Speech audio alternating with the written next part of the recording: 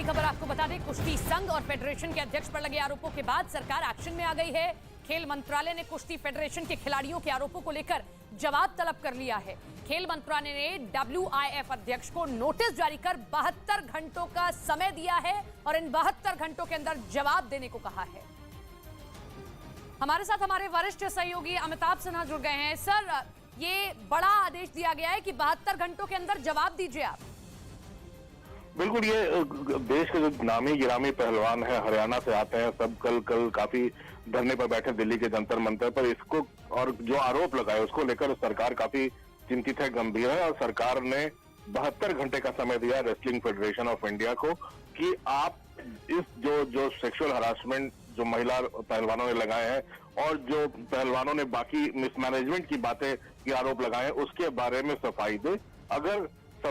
अगर आप अपने बच्चों को पैसे का पार्ट नहीं सिखाएंगे तो पैसा कमाने के बाद में हो सकता है वो आपको ही बेच दें। सावधान, फ्रीडम ऐप को डाउनलोड करें, बच्चों को पैसे का पार्ट कैसे पढ़ाना है सीखिए। 72 घंटे में पहुंच जानी चाहिए और अगर सफाई पसंद नहीं आई तो सरकार और मंत्रालय इसे गंभीरता से लेगा।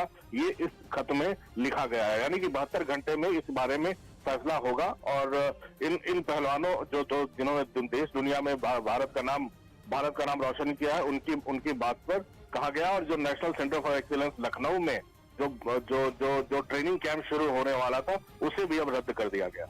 जी, तो ये बड़ी जानकारी कि किस तरीके से सरकार ने भी इस पूरे मामले में संज्ञान लेते हुए कुश्ती संघ को 72 घंटों का समय दिया है। 72 घंटों के अंदर जवाब देना होगा, क्योंकि बीते कई दिनों से ये जो खिलाड़ी हैं वो धरने पर बैठे हुए थे, सरकार से ये मांग कर रहे थे कि इसमें जांच की जाए। के कमांडर ने अमेरिका और इजराइल को बर्बाद करने की धमकी दे डाली। ईरान की सेना लगातार अपनी ताकत बढ़ाने पर काम कर रही है। कुछ दिन पहले ही उसने पनामा स्ट्रेट में अपना जंगी जहाज भेजने का ऐलान किया था और ऐसा होते ही ईरान का प्रशांत महासागर में एंट्री लेने का दरवाजा खुल जाएगा, जो अमेरिका के लिए अच्छी बात नहीं होगी। रही बात इजराइल की, तो सीरिया और लेबनान के रास्ते ईरान इजराइल को निशाना बनाने का कोई रास्ता नहीं चूकता। ईरान खुलकर इजराइल को सबक सिखाने की बात भी कह रहा है, जिसका सबूत है इस्लामिक रेवोल्यूशनरी गार्ड कोर के एक कमांडर अली फदवी का बयान, जिन्होंने खुलकर कहा कि ईरान अपनी सेना का दम बढ़ाने में जुटा है और जिससे बहुत जल्द अमेरिका और इजराइल की तबाही होगी।